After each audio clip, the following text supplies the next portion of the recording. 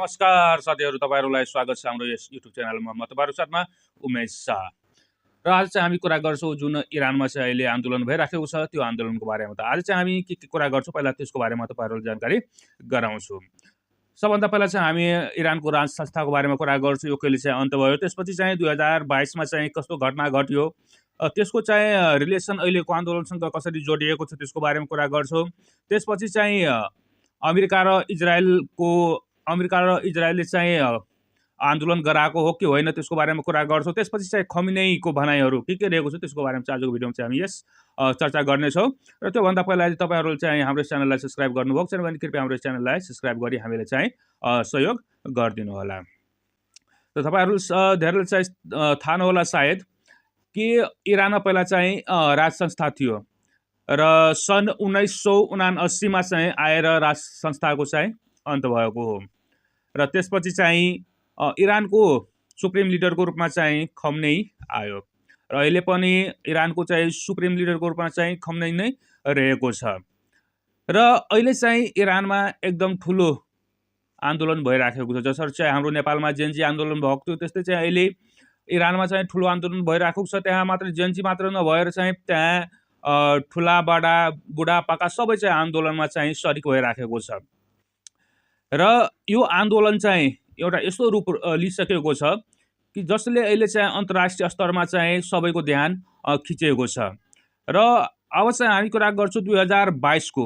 तपाईहरु चाहिँ न्यूजबाट चाहिँ यो खबर पक्कै पनि सुन्नुभएको होला कि 2022 मा चाहिँ इरानमा एउटा महिलाले चाहिँ बुर्का चाहिँ राम्रोसँग नलगाएको कारण, बुर्का त लगाएको थियो तर चाहिँ त्यति राम्रोसँग लागेको थिएन र केही कपालहरु चाहिँ देखिराखेको थियो। त्यही कारण चाहिँ ती महिलालाई प्रहरीले कुर्दा कुर्दै कोमासम्म पुर्यायो र ती महिलाको चाहिँ मृत्यु पछि गएर चाहिँ भइसक्यो। र त्यही समयदेखि चाहिँ एउटा मनमा चाहिँ महिलाहरूको मनमा चाहिँ एउटा आक्रोश देखिएको थियो। र तपाईहरुले चाहिँ जुन फोटो हेर्दै हुनुहुन्छ मेरो ब्याकग्राउन्डमा अथवा साइडमा, त्यो फोटोले प्रष्ट भन्दैछ कि हामी चाहिँ कसैको बाँधमा चाहिँ बाँधिएर बस्न चाहदैनौं, हामी चाहिँ स्वतन्त्र रूपमा चाहिँ बस्न चाहन्छौं। र जेन्जी आन्दोलन पनि अहिले त्यही कारण भइराखेको छ। तपाईहरुलाई थाहै होला कि इरानको अवस्था अहिले चाहिँ एकदम कमजोर भइसकेको छ। यदि चाहिँ हामी त्यहाँको कुरा गर्छौं भने जुन महँगी दर भनेको 42% भन्दा बढी पुगिसकेको छ। त्यहाँको जनताहरूलाई खान बस्न एकदम गाह्रो भइराखेको छ। न त राम्रोसँग पढाउन सक्छ, न त राम्रोसँग खान पाउँछ, न त आफ्नो बुबाआमालाई राम्रोसँग चाहिँ औषधि उपचार गर्न सकिराखेको छ। एउटा भयो यो पक्ष। अर्को चाहिँ पक्ष के छ भने त्यहाँ जबदेखि इस्लामिक गणतन्त्रको चाहिँ स्थापना भयो त्यो समयदेखि चाहिँ त्यहाँ शासन एकदम कडा भइसकेको छ। त्यहाँ चाहिँ अनिवार्य रूपमा बुर्का लगाउनु पर्छ भनेपछि एकदम किसिमको त्यहाँ हामी भन्छौं भने शासन एकदम कडा भइसकेको छ, जुन चाहिँ इरानको व्यक्तिहरूलाई मन परेको छैन। र अहिले आएर चाहिँ जुन राज संस्थाको समय र अहिलेको समयलाई तुलना गर्छ भने त्यहाँका व्यक्तिहरूले के भन्छ भने यो भन्दा राम्रो चाहिँ राज संस्थाको समय नै राम्रो थियो। किनकि त्यतिखेरको समयमा कमसे कम मान्छे बोल्न पाउँथ्यो, कमसे कम चाहिँ आफ्नो इच्छा अनुसार लुगा कपडा लगाउन सक्थ्यो, आफ्नो इच्छा अनुसार काम गर्न सक्थ्यो। तर अहिले चाहिँ त्यस्तो रहेको छैन इरानमा। र अहिले चाहिँ जुन आन्दोलन भइराखेको छ त्यसमा हामी हेर्छौं भने 48 भन्दा, यो चाहिँ नेपालको न्यूज अनुसार मैले भनेको 48 भन्दा बढीको चाहिँ मृत्यु भएको छ।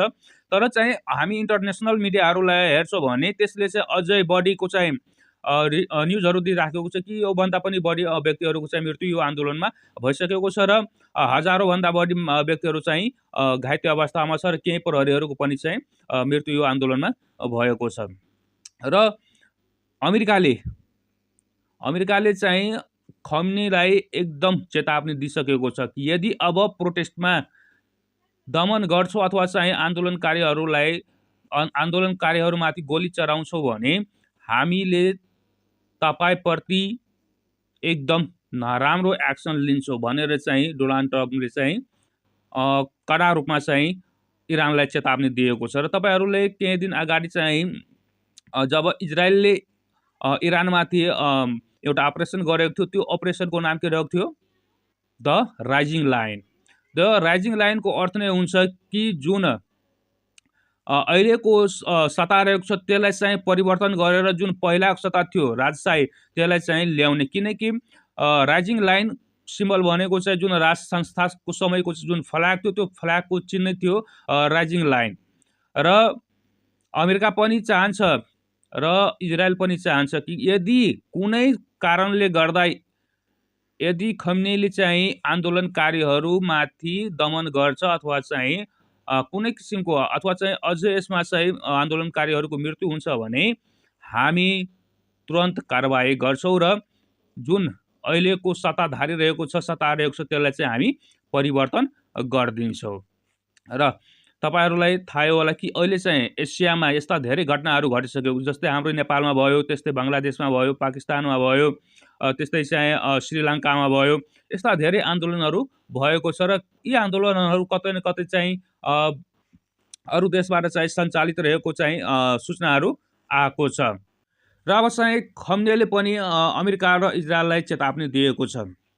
शुक्रबार राति चाहिँ नेसनल टिभीमा आएर चाहिँ आफ्नो शब्द राख्दाखेरि अथवा चाहिँ आफूले चाहिँ सम्बोधन गर्दाखेरि त्यसमा चाहिँ खमेनीले भनेको छ कि अहिलेको जुन यो आन्दोलन भइराखेको छ यो विदेशको अथवा चाहिँ वैदेशिक लोक मान्छेको चाहिँ इसारामा भइराखेको छ। यहाँको व्यक्तिहरू चाहिँ आन्दोलन चाहिँ आएको छैन, तर जो व्यक्तिहरू आन्दोलन गरिराखेको छ त्यो चाहिँ यो देशप्रति चाहिँ एउटा घात बनेको छ र यो चाहिँ अरू देशको इसारामा काम गरिराखेको छ भनेर चाहिँ आरोप लगाएको छ। साथै चाहिँ खमेनीले यो पनि भनेको छ कि हाम्रो चाहिँ जुन हाम्रो देशमा समस्या रहेको छ, इरानमा समस्या रहेको छ, त्यो चाहिँ हामी आफैले सुल्झाउँछौँ, यसमा चाहिँ अरू देशलाई पर्नु पर्दैन। यदि अरू देशले चाहिँ हस्तक्षेप गर्छ भने हामी चाहिँ कडा रूपमा त्यसको प्रतिकार गर्छौँ भनेर चाहिँ खमेनीले चाहिँ चेतावनी चाहिँ अरू देशहरूलाई खास गरेर चाहिँ अमेरिका र इजरायललाई दिएको छ। र अब हामी कुरा गर्छौँ भने अहिलेको अवस्था चाहिँ एकदम नाजुक बनेको छ इरानको, किनकि इरानमा चाहिँ इन्टरनेट बन्द भइसकेको छ, टेलिफोन चाहिँ बन्द भइसकेको छ।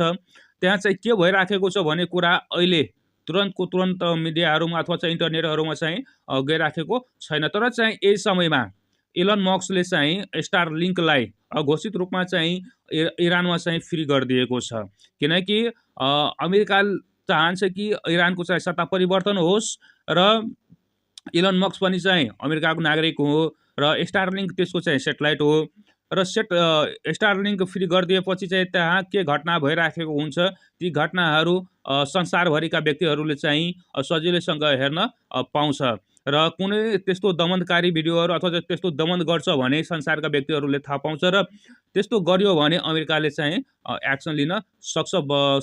को कारणले गर्दा अमेरिकाले इलन मस्कले चाहिँ स्टारलिङ्कलाई फ्री गरिदिएको छ। र तपाईँहरूले एउटा अझ जानकारी के गराउँछु भने एक्सले पनि जुन इरानको फ्ल्याग रहेको छ त्यसको चाहिँ सिम्बल चेन्ज गरिदिएको थियो र त्यो सिम्बलको सट्टा त राइजिङ लाइन जुन सिम्बल रहेको थियो त्यो सिम्बल चाहिँ त्यसमा लगाइदिएको थियो। तर इलन मस्कले अथवा चाहिँ एक्सले के भनेको थियो भने जुन प्रयोगकर्ताहरू छ प्रयोगकर्ताहरूको अनुरोधमा चाहिँ हामीले यो चेन्ज गरेका हो भनेर चाहिँ प्रष्टीकरण चाहिँ दिनुभएको थियो।